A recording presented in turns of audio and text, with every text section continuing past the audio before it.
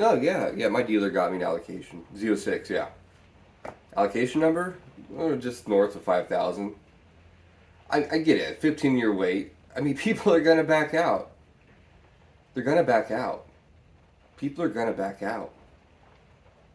They're gonna back out, right?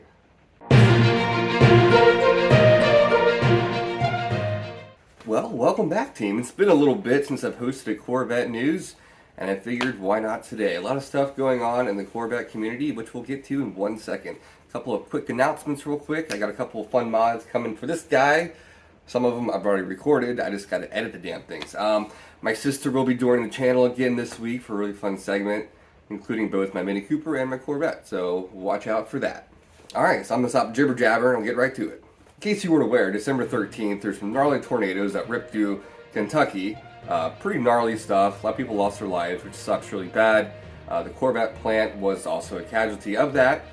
Corvettes can be replaced, of course, but if you're a die-hard Corvette fan, it can still suck. But at the end of the day, people's lives are more important. At first glance, it looked like the Corvette plant got hit pretty bad, but it looks like GM's ready to open the plant back up next week already. There were roughly 115 actual C8 casualties that will be scrapped. I'm sure a lot of those will be able to cannibalize and use for replacement parts, etc. But it is unfortunate, especially if you've been waiting for, in many cases, over a year to get your C8 custom ordered just for your dealer to say, hey, I'm sorry, your Corvette was destroyed by a tornado in December.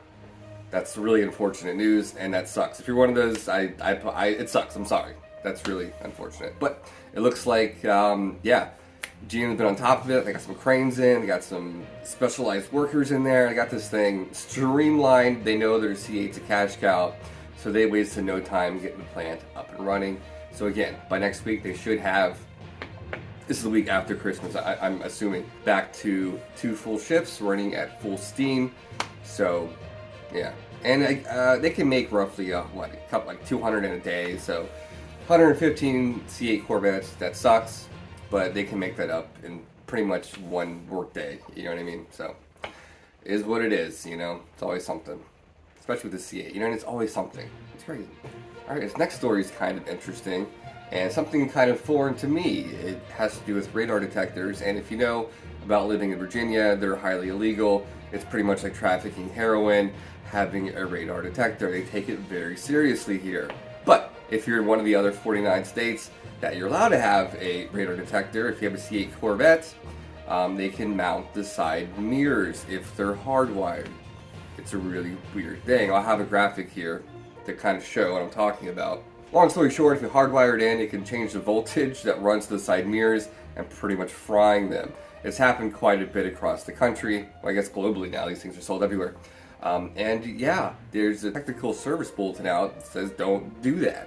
And furthermore, it's something that GM is saying they will not cover under warranty if it has been hardwired, so be cognizant of that as well. And it's just one of those weird things that's going to be unique to the C8, and as it goes on, we'll find different little quirks about the C8 that are kind of strange, and this is one of the first ones that's just kind of odd.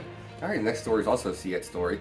This is out of Paragon Performance. They actually ran some dyno numbers versus the stock intake, well, let's just say the stock filter versus their performance intake. They ran a lot of very analytical, systematic tests, if you will, on a dyno jet. A lot of word salad in here about talking about how they did it and all this stuff.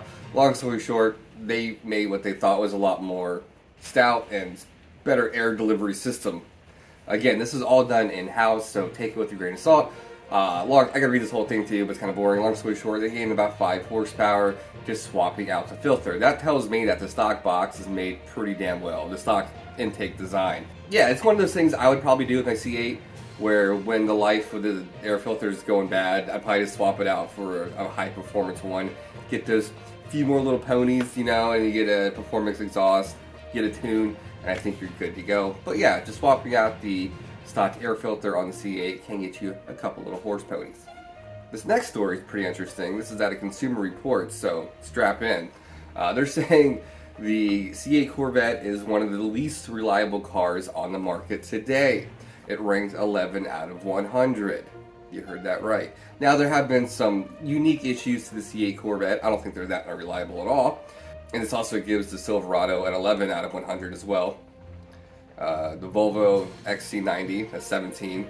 The Mercedes-Benz GLE, 5 out of 100, so it's not the worst.